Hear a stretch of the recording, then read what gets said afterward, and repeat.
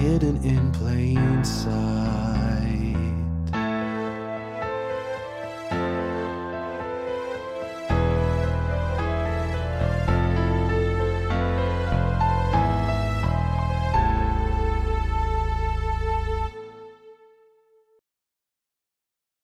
What if Christopher Marlowe did not die in Deptford in 1593? This is the question that we are daring to ask in Hidden in Plain Sight, the web and podcast series that is now in season 3. I'm Dr. Julian Ng, your host. Over the past 2 episodes, we began a conversation with Dr. Joseph Khoury, professor and chair of the Department of English at St. Francis Xavier University in Antigonish, Canada. Dialoguing with him is our resident expert and author of Marlowe's Complaint, Dr. Peter Hodges. This is the book that inspired our podcast. Now, the conversation asks questions about the rival poet's sonnets. The series of sonnets numbered 78 to 86 in a collection of sonnets popularly known as Shakespeare's Sonnets, originally published in 1609. To give you a quick summary, Peter pursued his methodology to examine statements that he's assembled from the sonnets, and he proposed that George Chapman, the noted poet of the Elizabethan era and co-author of Hero and Leander, is his leading candidate for the identity of the rival poet. Dr. Khoury questioned him each step of the way, trying to make certain that he considers all of the factors, including what might be flaws in the methodology. Well, so far it's been a pretty lively conversation, with nothing taken for granted. Now, Peter proposes to dig even deeper into the sonnets with additional statements, or eyewitness testimony as he calls them, to discover the central issue of the rivalry. Let's see how he does with the reasonable skepticism of Dr. Khoury. And we more or less are agreeing that Chapman is the leading candidate for the role of the rival in the rival poet's sonnets, that we are satisfied that of the 5 statements made in the sonnets about who this person is, Chapman matches all 5 with greater precision than any of the other candidates identified, and we spread as wide a net as possible in the Elizabethan and Jacobean periods. We're open to others entering the fray, but they have to meet each of the 5. The 5 being wrote something about nautical, wrote something about hymns, appears to have made use of someone else.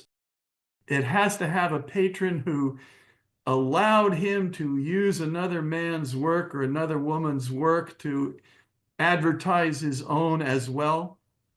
And then the final one simply being that patron does not, that person, that poet does not have an exclusive to this particular, to any of the patrons that he worked with, that he had, that his patron had other poets that he or she supported.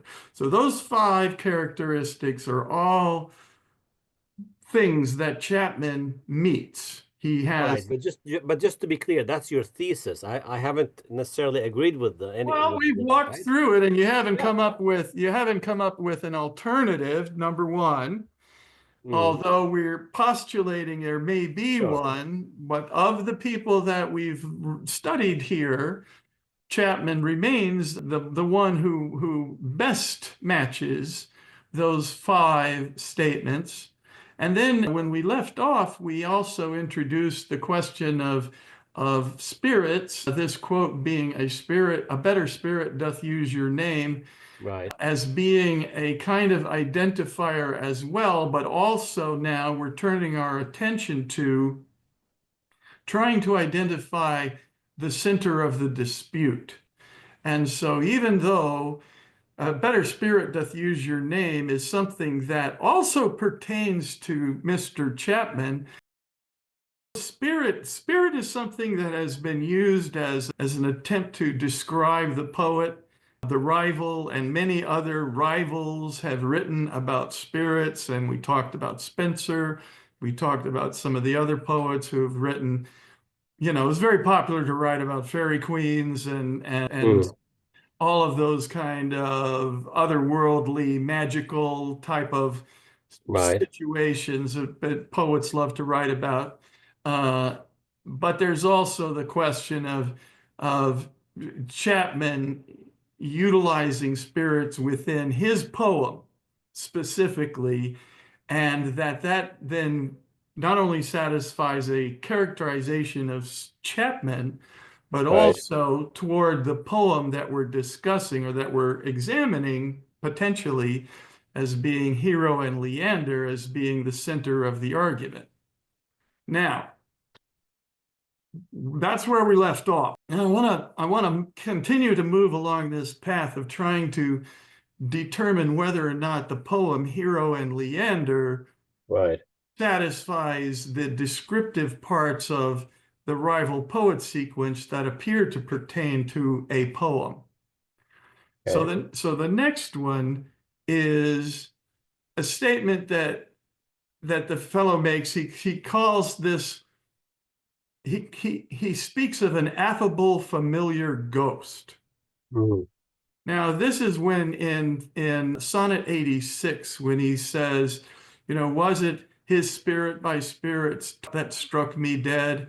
And he says, no, not he nor any affable, familiar ghost is responsible for my silence. And so the question now is affable, familiar ghost, is the use of that term something that helps us identify the poem that we're talking about?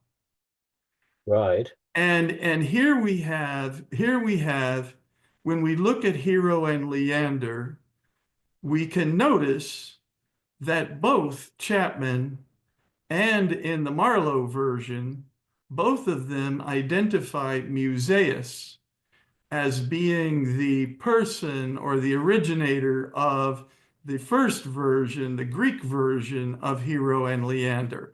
And obviously Musaeus is dead. And so to speak of him as your friend, you're talking about a spirit or someone who has inspired the poem, which is kind of what Chapman says about his own Hero and Leander when he's talking about how he was inspired to write the thing. This is what you find in his dedication to Audrey when he talks about strange influences and carries on about how he was inspired to pick up Right. this trifle. So you have both Chapman and the Marlowe making reference to Musaeus in a very personal and in a very direct way, a way Right. in which presumes a kind of familiarity, if you will, to use that Mhm. word. So, I'm not saying this is the only instance where a poet or more than one poet makes reference to another poet who is dead as being an inspiration for their poetry. I'm not saying Right. that. Although I will say that I don't believe there's anybody else who specifically refers to Musaeus in Elizabethan literature. I don't think there's anybody else who goes out of his way to pinpoint. There's a lot of people who talk about Ovid, and there's a lot of people who talk about Plutarch, and there's a lot of people who talk about many other poets, Latin poets and Greek poets as being inspirations. And certainly Ovid probably got as much traffic as anyone. But Musaeus is sort of an oddball because he's really only known for this one poem, which is Hero and Leander. Hmm. It would be interesting to try to figure out if Musaeus is referred to in Shakespeare's works and if at all. I can't on top of my mind remember, but that would be an interesting study to see if that reference has been made elsewhere. Yeah, I think you could do a word search pretty quickly on that. Yeah. I've done word searches on a variety of different authors to try and track him down. I didn't look at Venus and Adonis, of course, is inspired by Ovid, and Rape of Lucrece is inspired, well, it's mentioned by Ovid, and it's also mentioned by others in their histories. But I've never actually looked at the body of work in the folio as a for instance to see if Musaeus pops up. It would seem unusual.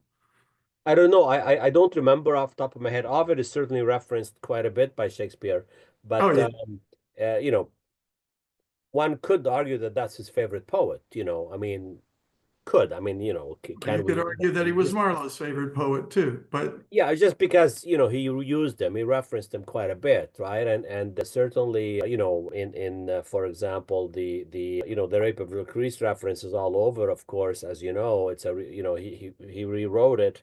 He rewrote the story in Titus Andronicus, right?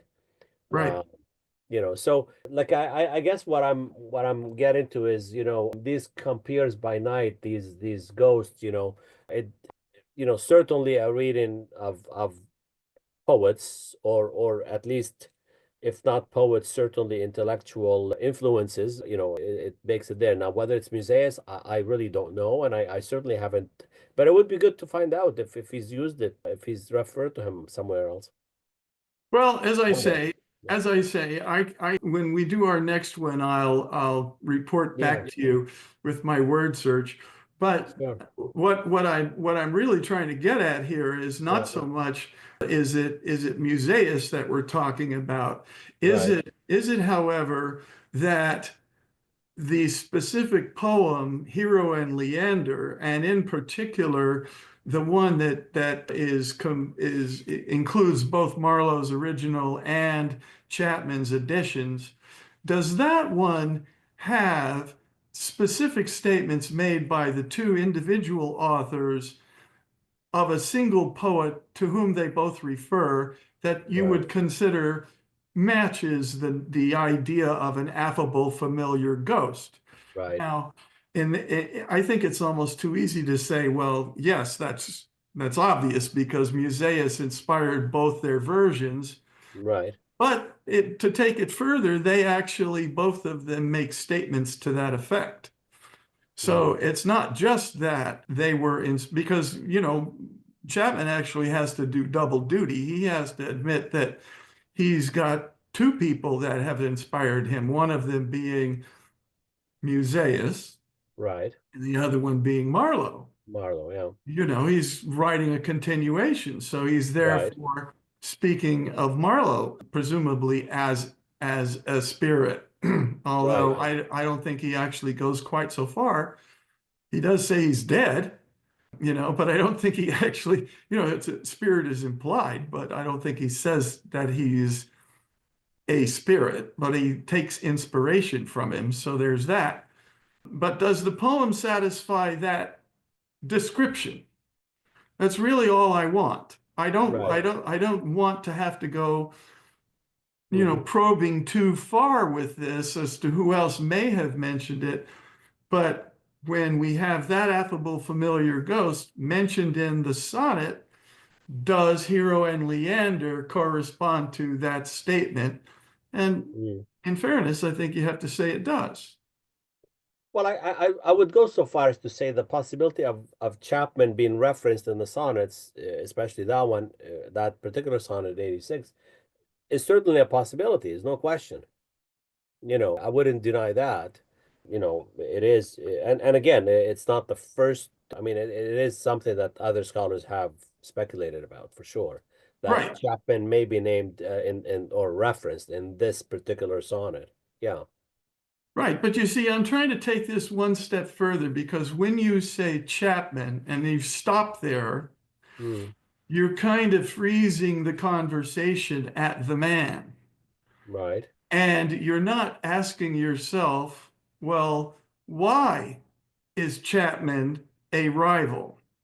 What Mm, is it that Chapman has done that makes him a rival to this other poet, the person who's right. writing the sonnet? What Hmm. is that?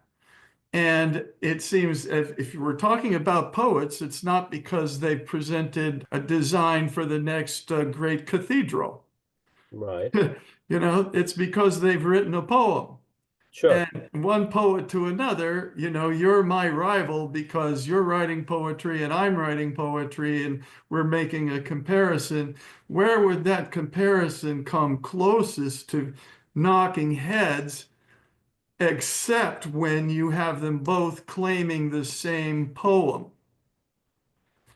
If you take for instance, George Harrison, My Sweet Lord,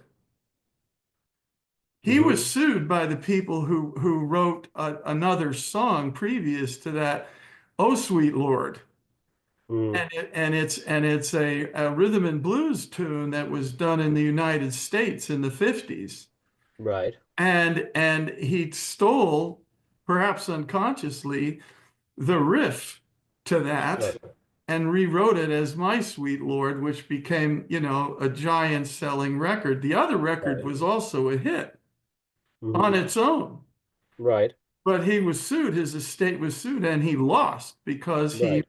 because somehow managed to duplicate that, whether it was just in the ether or he Right. didn't remember where he heard it, but it was proved, Mhm.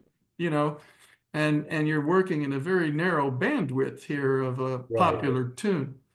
So one songwriter to another says, you are my rival for the ownership of this tune. Right. Now we've got a poem where that affable familiar ghost is mentioned, and if one is to look at a poem that has something like that in its context, where Right. two rivals could argue over who's better friends with this ghost, Right. Hero and Leander is an example. It's a good example of exactly Mhm. that. And if Marlowe was alive, it would be a better example, but it's certainly an example where even dead, like some of the people who had written the original song for My Sweet Lord, their rights had passed on to their estates. Right. And so they were being sued in absentia on behalf of their estates for money that George Harrison presumably owed them because he used the song that was written by their father. Sure. But I mean, we do have different kinds of laws. There was no copyright back then, but what was expected back then was the ability to imitate and then emulate, right? So, you were expected to show your learning by imitating, predecessors, especially good ones. But then you were also expected to emulate them, that is to say, to improve upon them if you can, right?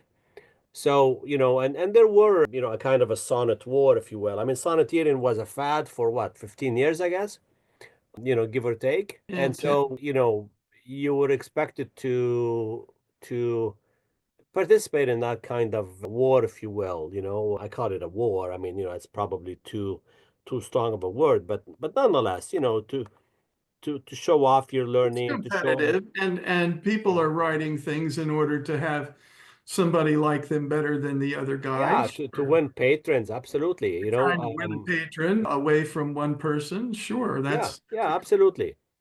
So, I mean, in a way, there was a kind of expectation, if you will, to show off to try to outdo,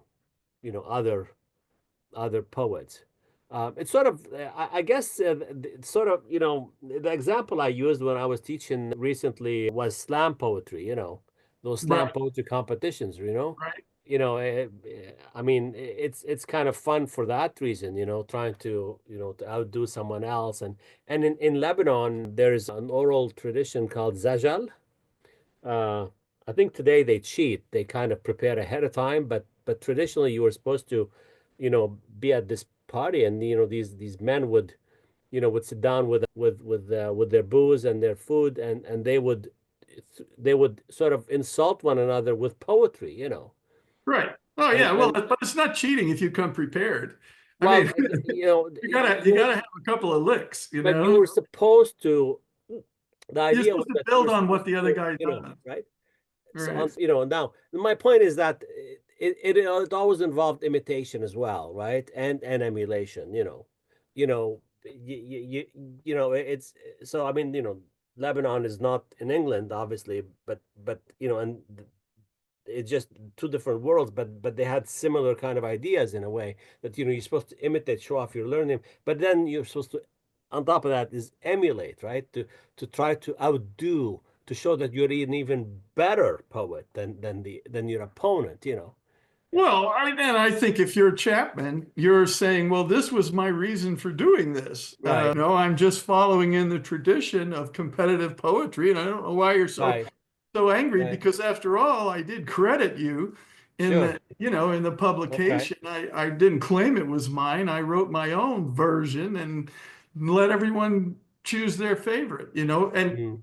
fair enough. But the only thing I'm trying to say here is Yeah. that Hero and Leander fits this category of competitive poetry where one poet can say, that's, that affable familiar ghost, we're both using him as the foundation for our Okay. poem. And where do we see a very clear example of that? And that we see in Hero and Leander. Not to say that there aren't any other poems. You see that the thing of this is that it's not going to be one description that does it, Right. the accumulation of all of them. It's Right. accumulation. So we have spirits and we have this familiar ghost, the inspiration. And this is where we begin to kind of weed out the garden of what are the possibilities. Now, as I said before, when you stop the conversation and say, I don't say you're stopping it, I'm saying the scholarly community stops it. They say, well, Chapman, he could be, and he's the most likely, but then they stop there because they don't want to take the next step, which says why. And if the reason why is Hero and Leander, then why would Shakespeare ever complain about Chapman appropriating Marlowe's Hero and Leander? Why would that be an issue for William Shakespeare? It Right. wouldn't. If it was Chapman had written a continuation of Venus and Adonis, Right. and he's first part by William Shakespeare. But you know what? There's more to the story, because after she turned Adonis into that beech tree, they had children. And let me tell you about that part. If he had done that, then you would expect William Shakespeare to get like, wait a minute, that's not, no. You don't get to do that. Write your own dang poem. Right. So in this instance, though, we have Chapman picking up what he identifies as an unfinished poem by who he claims is a dead poet, and he sets out to complete it, assuming, I suppose, that this dead poet isn't going to have anything to say about it. Right. Right? Fair enough. But that poem that I'm suggesting, Chapman, who we've already identified as being the leading candidate, if we're going to look at the things that he did that could have caused a fuss between him and another poet,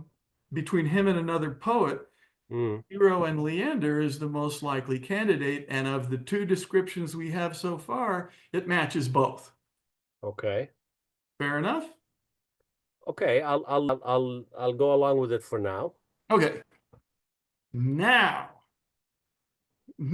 we go back to something that we were looking at before, which is every alien pen hath got my use. You remember that statement? Mm-hmm. That's in 78. That's in Sonnet 78. So often have I called upon you for my use, as my muse, as every alien pen hath got my use. Right.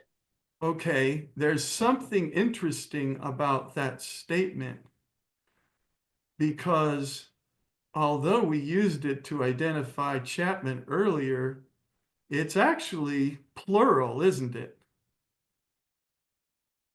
Every alien pen. It's actually implying there's more than one.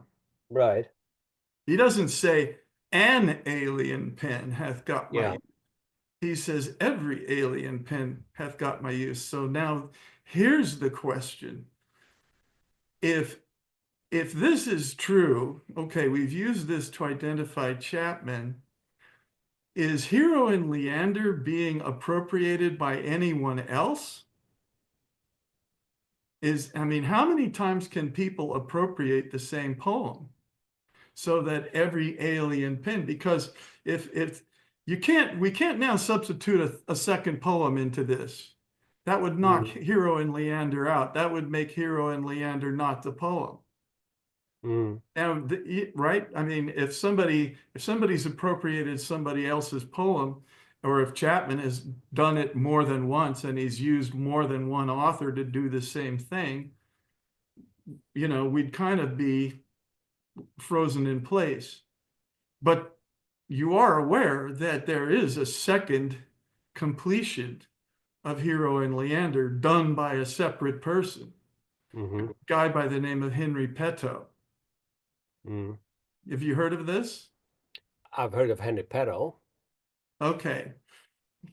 He published, and it's not very well known, but he published a continuation of Hero and Leander, also in 1598. And he dedicated this to a man named Henry Guilford. Okay. And it turns out, incredibly enough, I didn't realize this when first time I understood that this could apply, I didn't fully grasp that Henry Guilford is first cousin of Thomas Walsingham. His mother and Thomas Walsingham's mother and Henry Guilford's father were brother and sister. Okay. So we have Henry Peto dedicating this to a family member of the Walsinghams.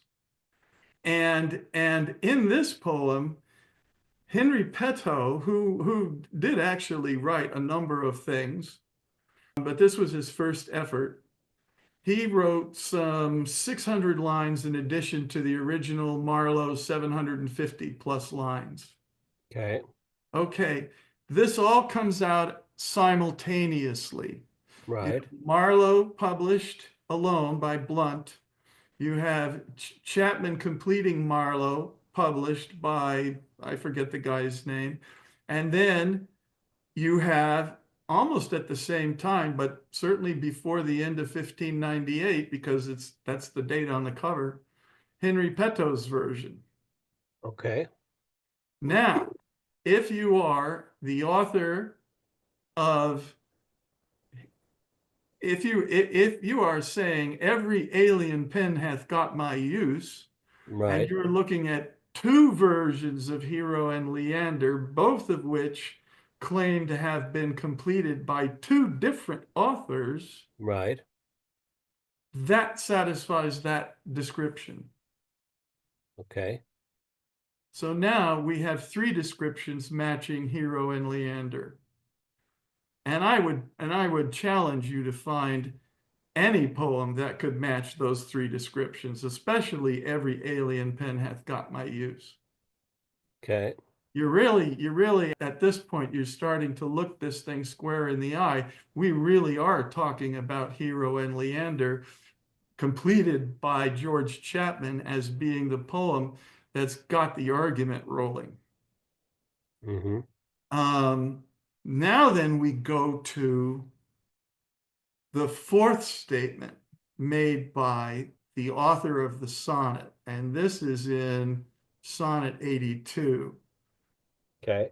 He starts the sonnet off by saying, I grant thou wert not married to my muse. And this continues. It's kind of a snarky line. I grant thou wert not married to my muse, and therefore mayst without attain or look the dedicated words which writers use of their fair subject, blessing every book.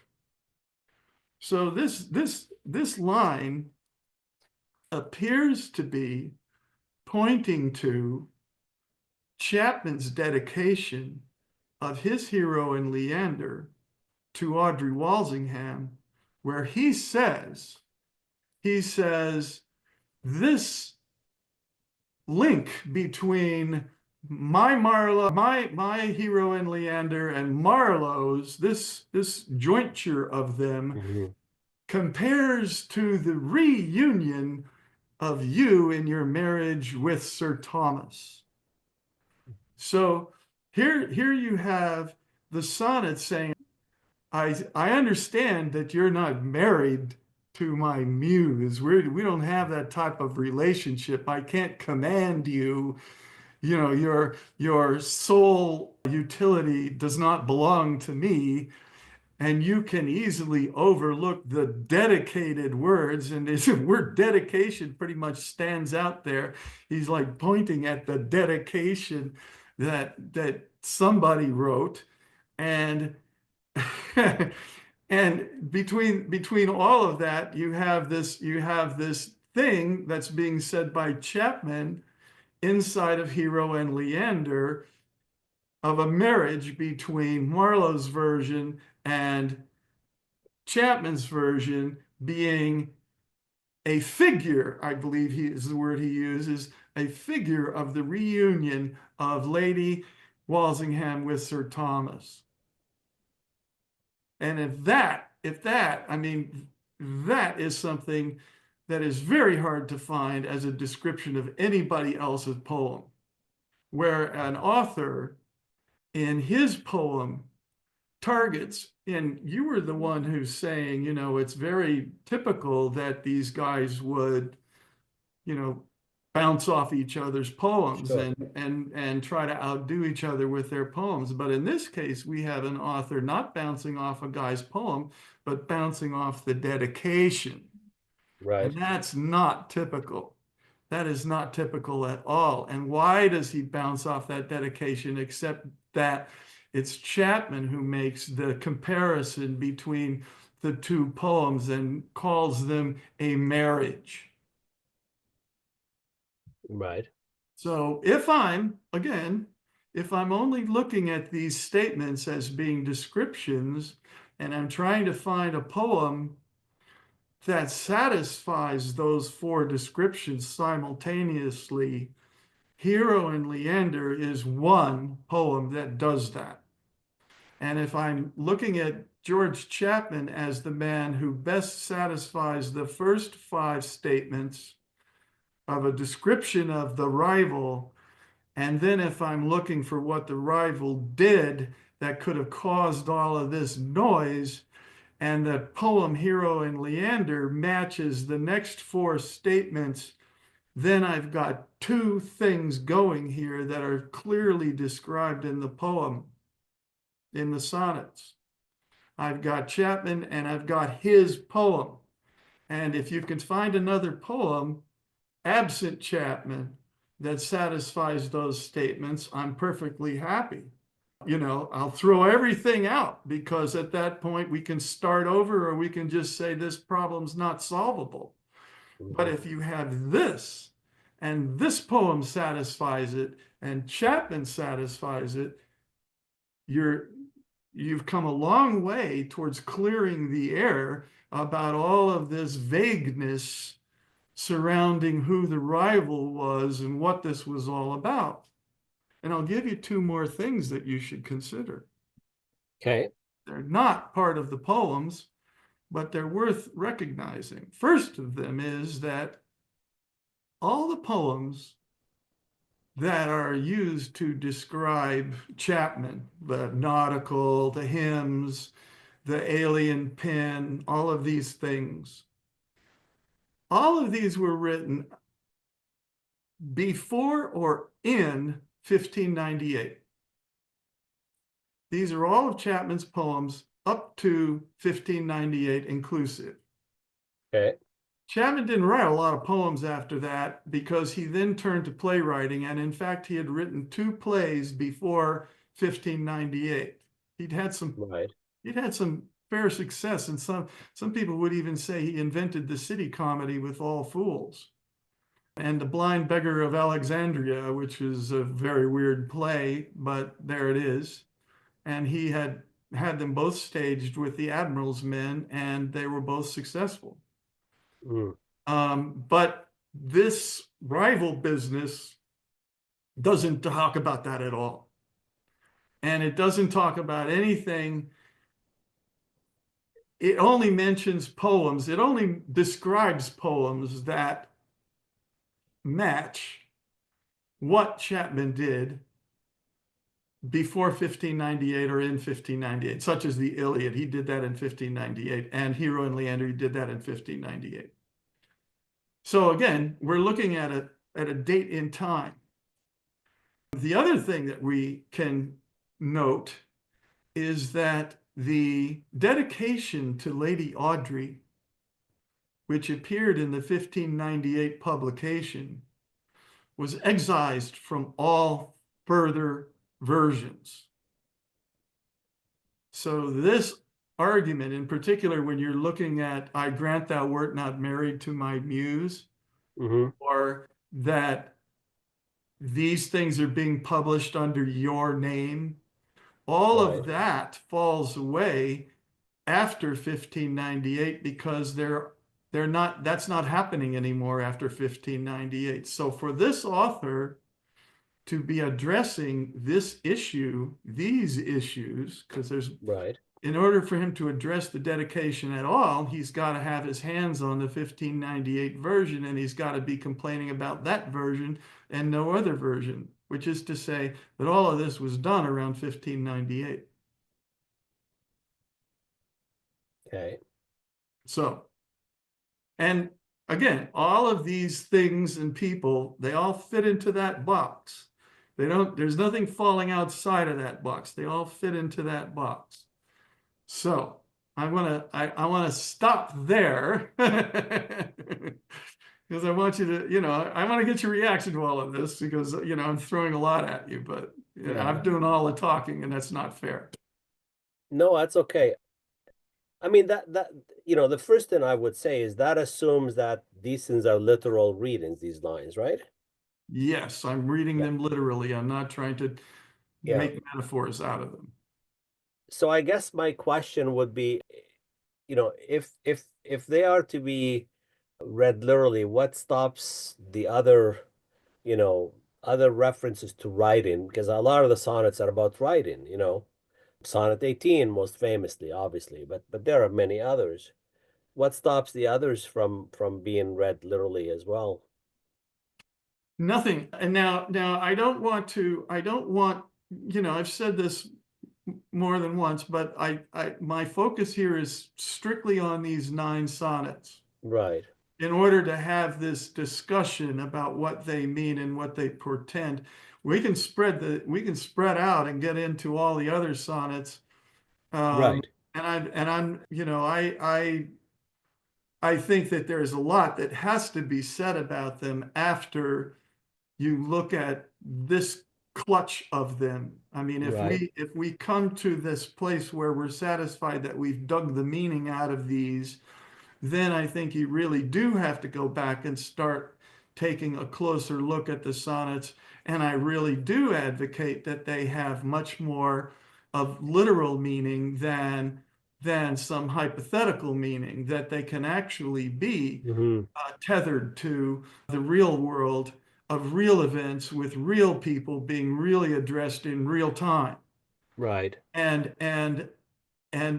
yes, I'm a poet and I write metaphorically oftentimes, and I use words to make comparisons and, but the thing I'm talking about, I'm talking about something real. So to go all the way back to number 1, from Ferris' Things We Demand Increase.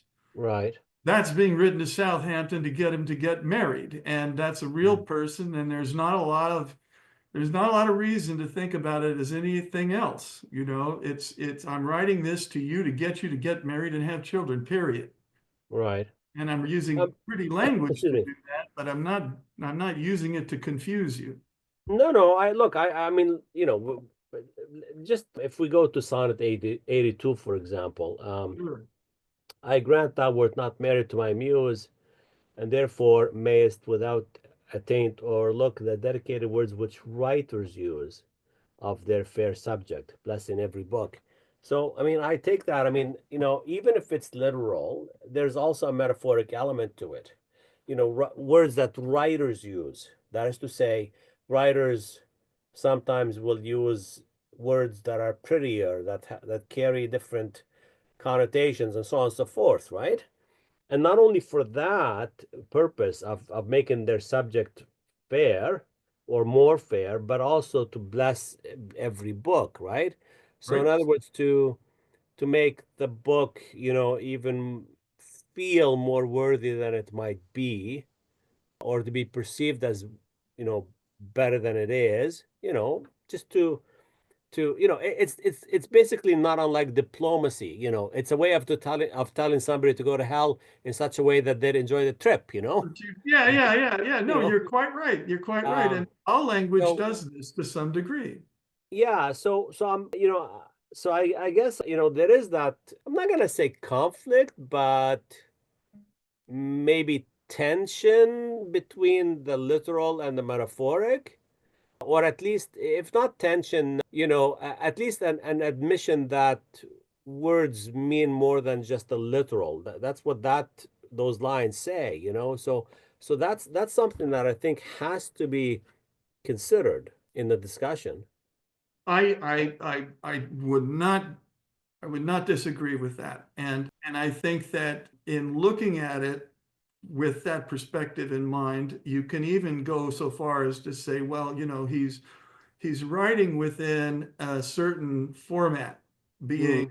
the sonnet, Hmm. which requires him to balance, a line of text Right. with so many syllables and a rhyme scheme, and you only get 14 of them to finish the thought. And so precision and skill all come into play, but that doesn't to me negate the underlying reality that he's addressing. No, it doesn't necessarily do that, but at the same time, though, sonnet sequences and this is a sonnet sequence, and they were a fad at the time, right? For, as I say, maybe 15 years but certainly the sonnet sequence was a fad. So the expectation was that you couldn't really complete a thought in just one sonnet necessarily, at least not an elongated thought, right? So that there's a sequence which takes a much broader theme and tries to play with it. And I use the word play purposely because sometimes one sonnet might contradict another sonnet. It's on the same theme, it's on the same subject, it's on the same issue, but it takes it in a slightly different direction. It's sort of like a mind map in a way, just an idea and then blows it everywhere. And I think, which takes us back to the question of, mustn't we then look at the other sonnets as well, right? I'm ready to go, but Yeah, not until I get not you. yet. Not until I Okay. get you to No, the fair feedback. enough. Fair enough. I just put it out there because I think it is an important element. Oh, I do. Oh, Yeah. oh, absolutely. I mean, listen, I'm gonna drive this bus. Yeah. But but Okay. by the same token, I also agree that it's very difficult to complete the thought in a single sonnet. And I think Yeah. that they benefit by having more than one in a sequence of sonnets in order to sort of make your case and to try it from different angles. But Right. I think the agreement has been historically, and I'm willing to abide by it for the purpose of this discussion, that the 9 sonnets are the sonnets that are the rival poet sonnets.